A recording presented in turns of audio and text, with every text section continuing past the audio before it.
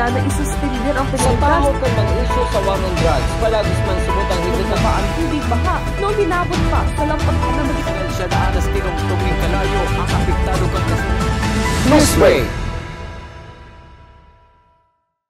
Sa headlines kan mga barata, PNP Chief Police General Romel Francisco Marbil liwat nagbisita sa Rolando Andaya Highway kanakaaging Sabado. Mga miyembros kang Naga City Police Office Headquarters ipinasirarom sa surprise drug test kasubagong aga. Garbage collector asin construction worker arestado sa drug buy bust operation sa Kamaligan, Camarines Sur. 118th birth anniversary kang Naga College Foundation founder pinagigirumdum ngunya na aldaw. Diyos Marhaina Banggi. Ako po si Mark Mendoza. Asin ako si Antoinette Eduardo, kami ang sa indong tagapagatud Bareta. Sa ikaduwang pagkakataon, PNP Chief Police General Romel Francisco Marbil pinagbisita ang Rolando Andaya Highway kanakalihis na Sabado. Uyaan sa kuyang report. Sa ikaduwang pagkakataon, pinagbisita ni PNP Chief Police General Romel Francisco Marbil kan Sabado ang Rolando Andaya Highway, partikularmente sa Banwaan kan Lupi, Camarines Sur, kung sa inagkaigwanin problema ang mga motorista, huli kan pagtupag kan tinampo na naging rason kan halabang pila nin bus, na kaidto pa uli-huli kan paabuto na holiday season. Digdiman inilatag kan PNP Bicol sa pamamayo ni Police Brigadier General Andre Perez Dizon, asin Camarines Sur Police Provincial Office, ang mga Police Assistance Desk asin pagmanihar kan trapiko. Susugi PNP Chief Police General Marbil, dakula ang pagbabago puun kan magkaigwanin deployment ang PNP sa nasabing tinampo na pinagpakarahayman kan DPWH. Gabi ho, laki ho ng pabang. Ngayon wala na po traffic. Laki po talaga yung natulong na po ng police po natin dun sa, siyempre of course, yung problema po ng highway, ginawa po ng DPWH. But with the help po ng police po natin, na-ease po yung traffic. Right now, kaya ako po pinuntahan yun just to make sure na wala na po traffic. So what I saw, of course, walang traffic, pero nakita mo may police presence. Yung mga tao po natutuwa kasi alam mo, pag nakakita ka ng police ngayon, parang feeling mo you feel so secured. Kaya thank you po kay RD. Laki po talagang tulong sa akin ni RD ngayon, salamat po. Pagkatapos kan sa iyang pagbisita sa Rolando Andaya Highway, siya man ang naging bisita sa blessing as in inauguration kan Holy Family Chapel sa Camp Colonel Juan Q. Miranda kan Camarines Sur PNP. March 20, 2024 kan magpuon ang patrabaho kan nasabing chapel na ang pondo hali sa opisina kan Chief PNP. Yung simbahan po na yan, that's really, it's coming from a gift from us. Sabi ko nga, yun lang po yung may tutulong ko po sa inyo. I cannot give you anything, but it's a place that you can worship. It's a place na pag kami problema po ko. Hindi naman po tayo pare-pareho. Marami rin akong problema, I always go to the church. I don't have any backing when I become the Chief PNP. Believe me, marami po akong saksak, pero sabi ko, bahala na Diyos. It's always a destiny. Diba? Ang reason ko lang, pag may pera ko, pagawa na lang ko ng simbahan. Anyway, hindi ko na kailangan pag nag-retire ako, gano'n rin naman, mamamatay rin ako Anong gagawin ko sa pera ko?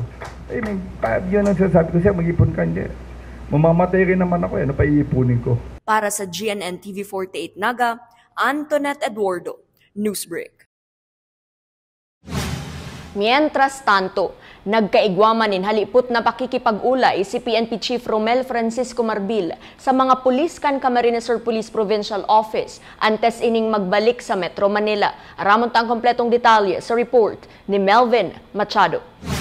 Bago maghalik ka nakalis na Sabado sa Camarines Sur Police Provincial Office, si PNP Chief Police General Romel Francisco Marbil nagkaigwan ni halipot na pakikipag-ulay ini sa mga personay kang Camarines Sur PNP. Sa pinagibong toktomen, hinagad niya ang tiwala kang kapulisan sa sayang liderato asin sa organisasyon kan PNP. Sinabi kay ini na pinagbabago ninda ang sistema sa Philippine National Police. Kabali na digdi ang halawig na training, halawig na flag raising ceremony, pagbakalin mamahalo na uniforme, asin pasadit nin tulak. Susog sa pamayukan PNP, ang importante subuot yung serbisyo sa publiko kan lambang pulis. Ang concern po natin is really yung tao natin.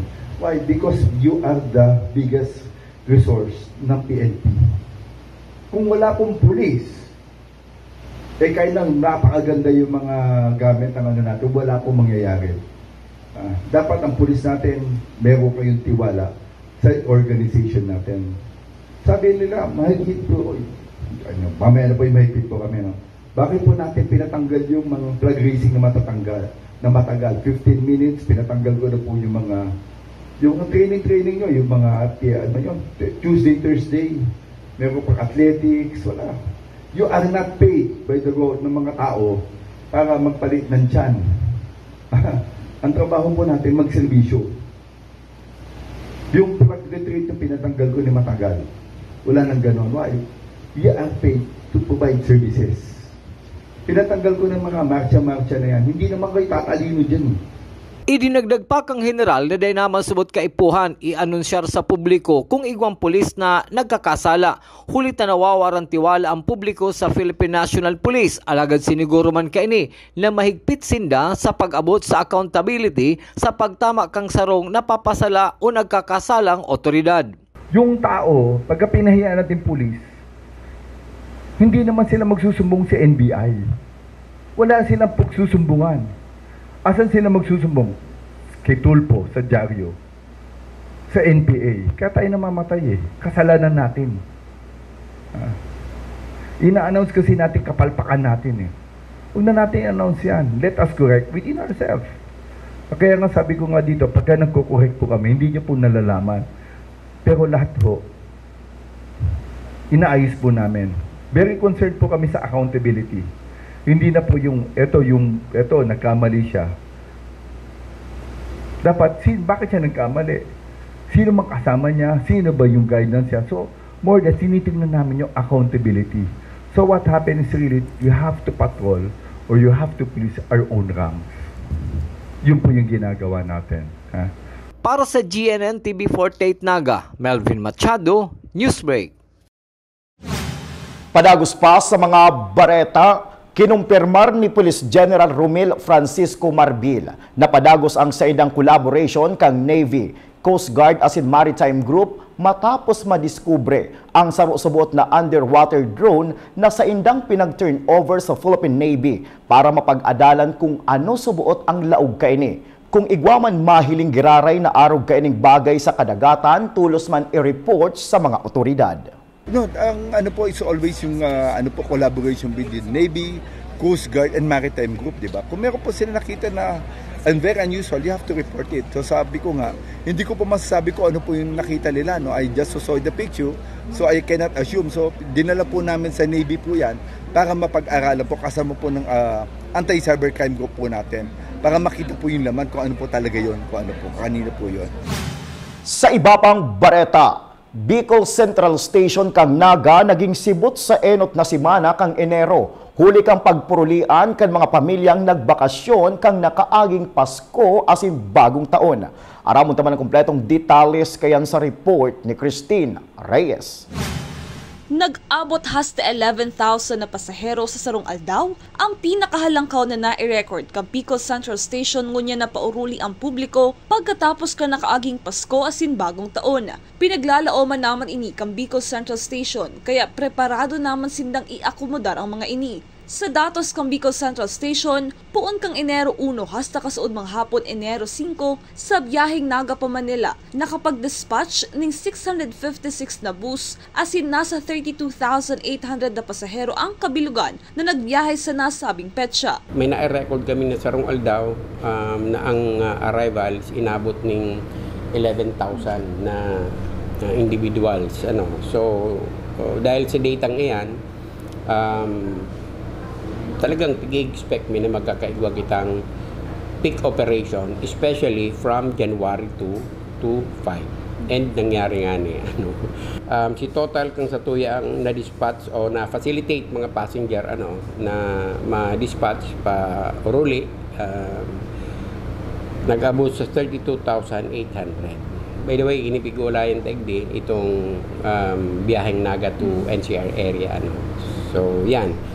And poon din kang January 1 to January 5, si total number of buses na na-dispatch na is 656. Kabali pa sa pinagtawan importansya kang terminal iyo ang ligtas na biyahe. Kung kaya nagpaluwas ng memorandum si General Manager Mr. Roderick Forsado na nagsusugo na mayo munang day off sa mga personahe kang Operations Division as in Public Safety and Security Division kang terminal para sa kompletong seguridad. Nakikipag-coordinar man sinda sa Police Station No. 5 para sa dagdag deployment. Kan December 29, para magpasiguro, manangod sa security measures, nagpaluwas po ako ng memorandum na pigmamanduhan sa tuyang Operations Division, saka itong sa tuyang Public Safety and Security Division na mayo mo na sindang day off. So, kumpleto po ang sa tuyang ang personnel. Pandua, si satuyang coordination sa Station No. 5 na maragdagan si nagro-robing na police sa loob ng terminal. So far, naging smooth man si operation ta. Padagos pa ang monitoring kang Bicol Central Station sa mga biyahe ngunyan. Para sa GNN TV 48 Naga, Cristina Alcanzo Reyes, Newsbreak. Mientras tanto, bako na sa parte kan Tinampo sa Lupi, Camarines Sur, nagkakaigwanin problema sa pagbiyahe kan mga mabaralik na sa Metro Manila matapos ang Pasko asin bagong taon. Susuki Bicol Central Station Manager Nonoy Reforzado, yao na sa parte kan Quezon Province ang problema sa Tinampo kung kaya may kadikit na pagkaabala sa saindang biyahe. May mga buses kasing dahil sa traffic sa luwas ng terminal, hindi nakakaabot sa tamang schedule. Especially kung nakaaging Sabado na nakareceive kaming report na grabe si naging traffic sa parte kang Quezon mga mga sa Quezon Province nagkaigwang grabing traffic. Inaasahan ta din yan. Why? Dahil sabi ko nga iyan 4 and 5 magiging sibot talaga kayo ng sa tuyong mga national road going to Metro Manila dahil magsasarabay-sabay na Sa pagbabalikan news break, Naga City Police Office nagkondusir nin surprise drug test. Iyan as iba pang mga bareta sa pagbuelta kan GNN TV 48 Naga News Break. Number 3 ng Naga City Police Office. Man pinagsubo kasi ng opisina na isuspender ang Sa penalidad. taho kang mag-issue sa war on drugs, palagos man sumot ang higit na Ang tubig baha, noong binabot pa sa lampag na magitan. Siya na anas tinong kalayo ang apektado kang Newsbreak. We invest in shaping the future of healthcare. Our investment in the state-of-the-art facilities and the latest equipment means our students gain hands-on experience with the current technology driving the healthcare industry forward. From immersive laboratories to AI-powered patient model simulators to innovative learning environments, our graduates are prepared to meet the challenges of modern healthcare. The Naga College Foundation, College of Health Sciences, your premier leap to becoming a champion of healthcare. Hello, NCF! Welcome to the Naga College Foundation Incorporated. Where academic excellence meet limitless opportunities. Welcome to the home of the champions. Join us as we leap into the future. NCF is committed to providing state-of-the-art facilities to nurture the next generation of professionals. Our first-class facilities are designed to empower our students and equip them with the skills and knowledge needed to excel in their chosen field. Here at NCF Wings, you are a step closer to your dream of becoming a flight attendant. This is the first cabin crew training in Bicol. But at the heart of it all is the newly constructed College of Criminal Justice Education building. The Naga College Foundation Incorporated is one of the 10 schools in the Philippines recognized by the Commission on Higher Education as the Center of Development in Criminology. Our classrooms are designed to facilitate interactive learning. Strategically designed to support collaborative discussion and critical thinking. This building is home to Bicol's first world-class indoor firing range, which provides our students first-hand training in ensuring that they are proficient in firearm safety and marksmanship.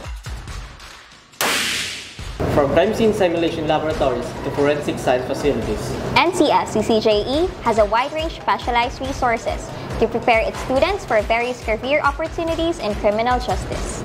Unlock your potential today. Join us as we leap into the future. Join the Naga College Foundation, College of Criminal Justice Education.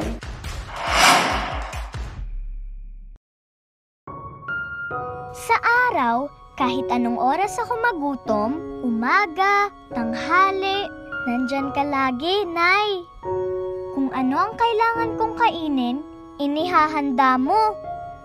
Kapag gabi na at akala ko'y tulog ka na, konting iyak ko lang, gising agad. Napakasarap sa pakiramdam ng yakap mo. Idol kita, Nanay.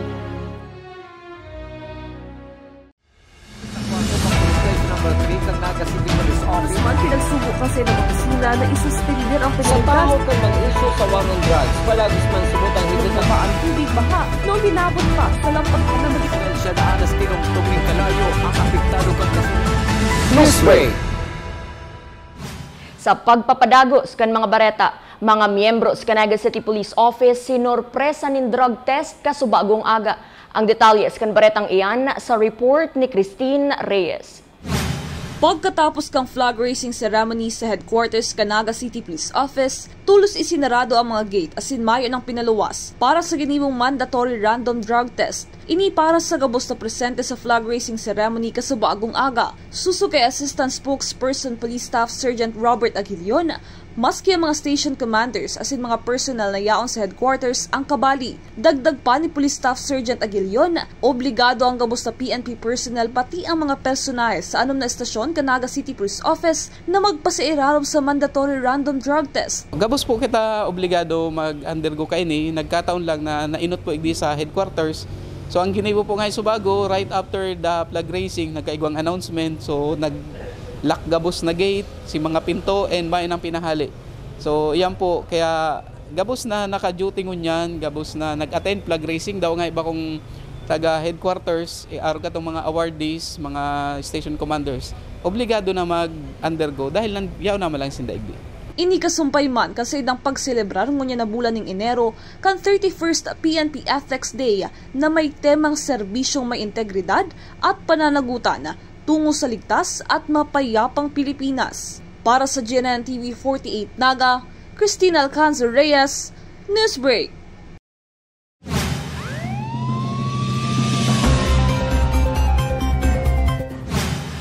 Sa satuyang police report, sarong plastic sachet ning subot shabu ang nabakal kan mga otoridad sa garbage collector na si alias Manuel kang Zone 3 Barangay Tarusanan, Camaligan, Camarines Sur sa kantidad na 500 pesos. Asinsuway na tulong plastic sachet nin pinagtutubudan shabu sa pinagibong anti-illegal drug buy-bust operation kan Subanggi.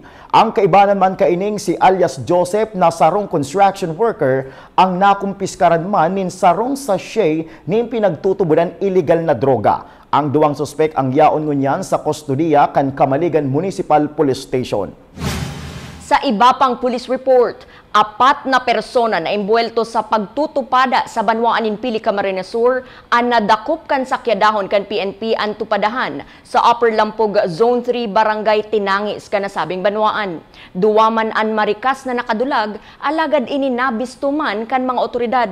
Nawalat ang tulong buhay na pambulang na manok, sarunggadan na pambulang, tari asin ang pusta na 1,650 pesos. Mahahampang sa pagbalgar sa Republic Act 1602 o illegal gambling ang 4 na naaresto. Sa iba pang bareta, mga estudyante balik eskwela na ngunyan. Aramon taman ang sa indang New Year's resolution sa paagi kan report ni Cristina Valenzuela.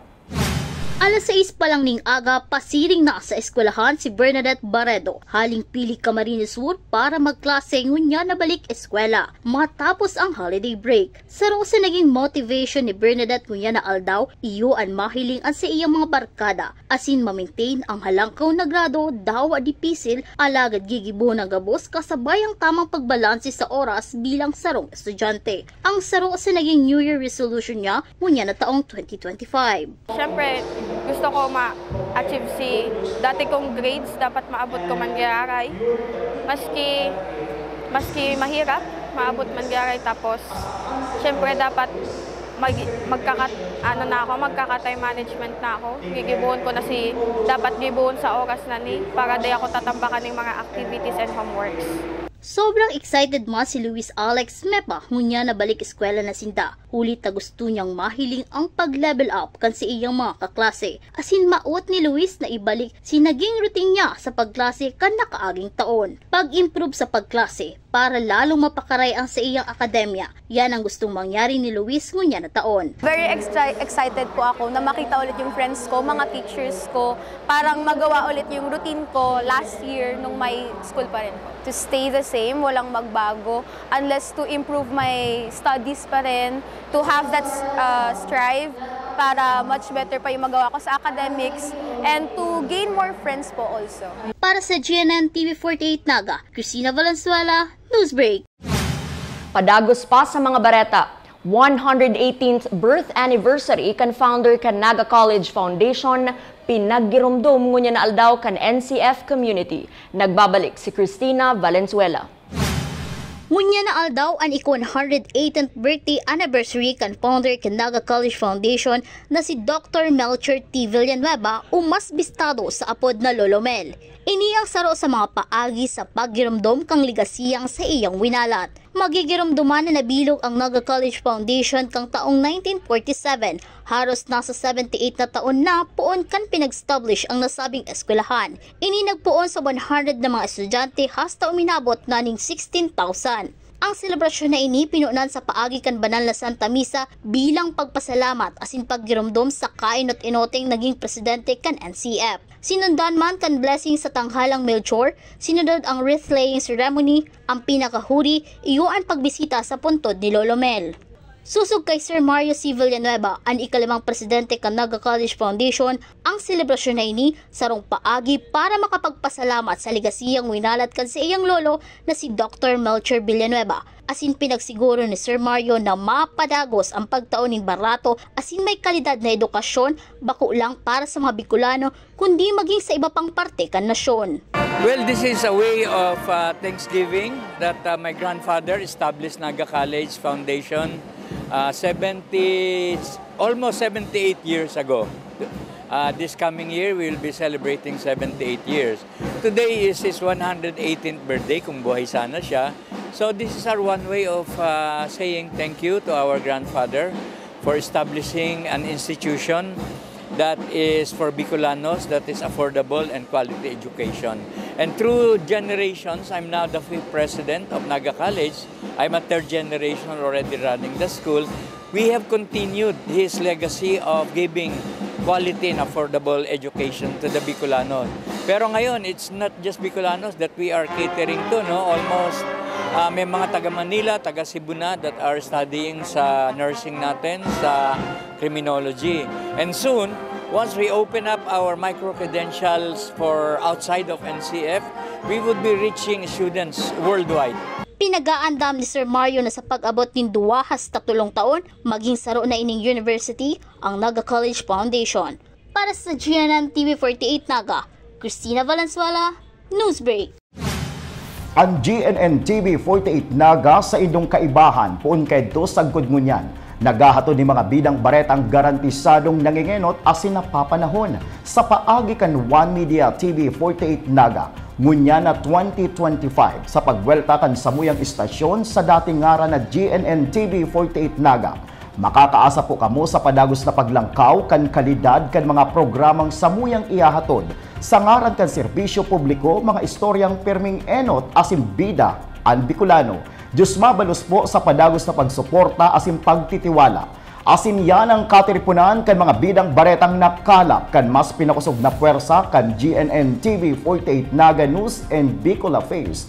Day maligaw na i-follow ang samuyang official Facebook fan page GNN TV48 Naga. Ako po si Mark Mendoza. Padagos kaming mahatudnin mga bidang baretang garantisadong nangingenot asin napapanahon sa paagi kang GNN TV48 Naga Digital Channel 48.2. Asin daing malingaw na i-hit and subscribe button sa samuyang official YouTube channel, GNN TV48 Naga, Bida an Bicolano. Ako po si Antoinette Eduardo, asin ini ang GNN TV48 Naga Newsbreak.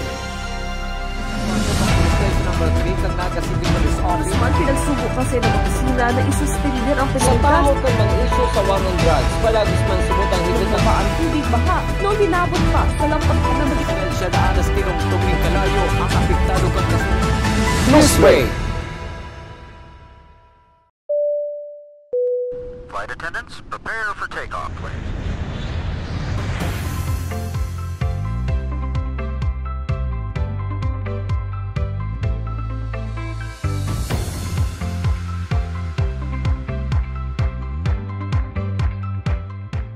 Slip life vest over your head. Take the tape around your waist.